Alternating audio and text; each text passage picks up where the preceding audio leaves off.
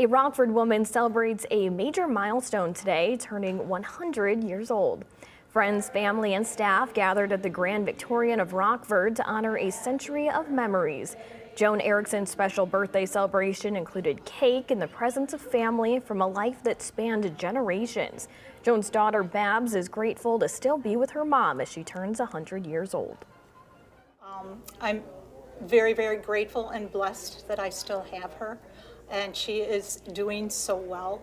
She is cognizant of everyone. She knows everybody who's here by name.